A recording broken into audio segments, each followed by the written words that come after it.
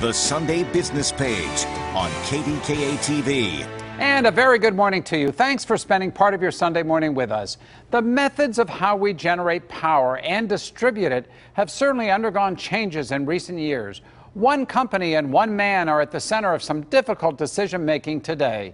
PJM is America's largest electricity market. Their reach includes 13 states and the District of Columbia. The company also became part of the first deregulated power market in the United States.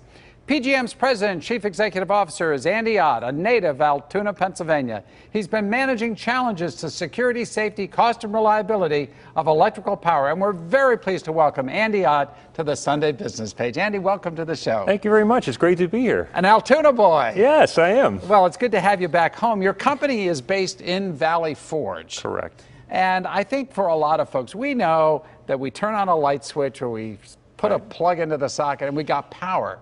But we're not sure how we get it. So let's go back to basics. How is it exactly that Americans get power in their homes, and what role does PJM play in that process here in Western Pennsylvania? Well, PJM, again, is a power system operator, and we're a coordinator, essentially, of power generation. So power is produced by big generators, whether it be nuclear power plants, gas-fired, coal-fired, and then it's transported over a transmission system.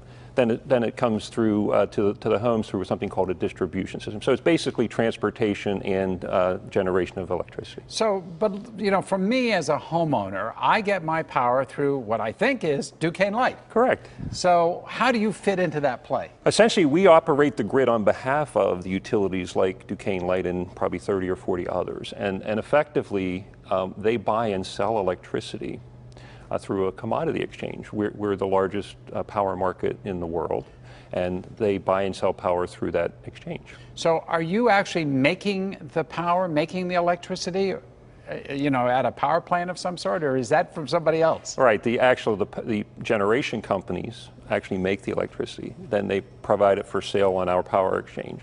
Then the distribution companies who have customers essentially purchase it through our exchange from the power producers. So companies like PJM, you're kind of the middle market man. Correct. We're what we call the wholesale power market. Exactly.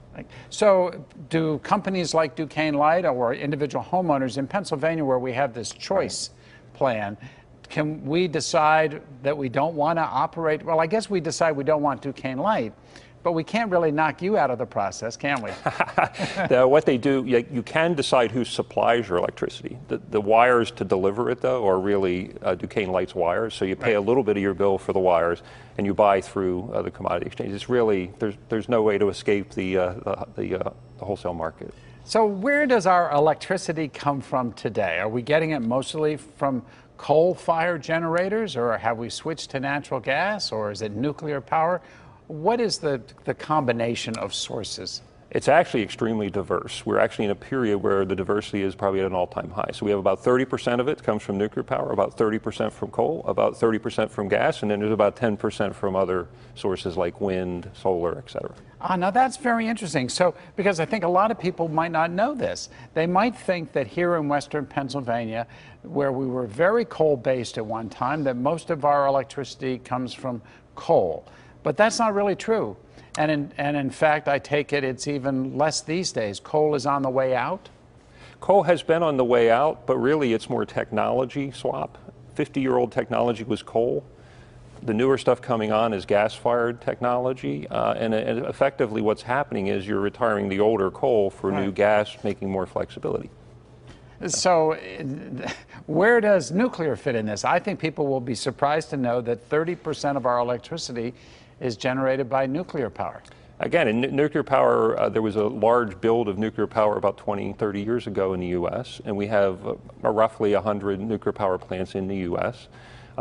Quite a few of those are in the PJM region. And so nuclear power is what we call base load, which just operates all the time and satisfies the base needs of the system.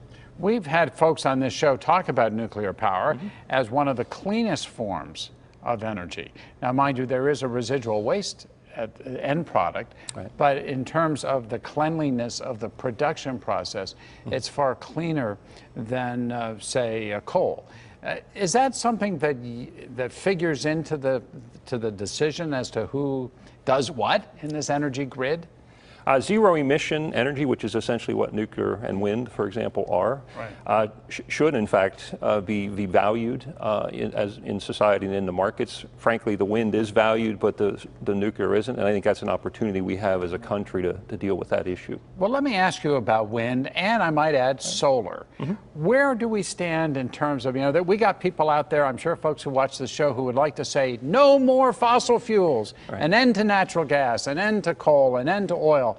But then you're left wondering, well, how are we going to power, most of our homes if that were the case? Well, is wind and solar, are they real choices? Can we make up the difference if we got rid of fossil fuels? Can we do it through wind and solar? Certainly you can have wind and solar produce electricity. It does today. The challenge is, can it produce it 24 hours a day, 7 days a week, like everybody wants? They want us to turn their light switch on, and the answer is really no. So what you need is a combination of resources. So we're not there yet, is what you're saying? Not with the current technology, and in fact, even with projected storage technology increases, you're still going to need some portion of the grid to be some other type of more dependable resource. We have about a minute, and then we're going to have you back for our next segment to talk about the security of the system. But this has been a great help, I think, to a lot of folks.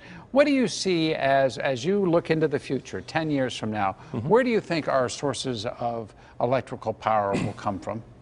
Well, essentially, within the next 10 years, I think we're going to see continued movement towards natural gas-fired resources because they're more flexible. The other is these distributed resources that are smaller scale, but distributed around, whether it be commercial in industrial customers or commercial customers. Even residential customers are looking at ways to put in a solar and a battery installation. Yeah, just on their own homes. So is that what you're talking about? There's different technologies available to allow people to make choices, and I think it's fantastic because the power system essentially is a very, very tremendous asset to the country, and having those types of flexibility services actually makes it more robust.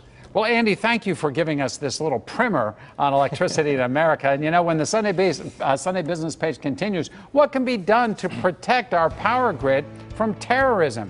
We'll be joined by the director of the Electrical Power Systems Laboratory and Energy and Grid Institute at Pitt School of Engineering, Dr. Gregory Reed. Stick with us.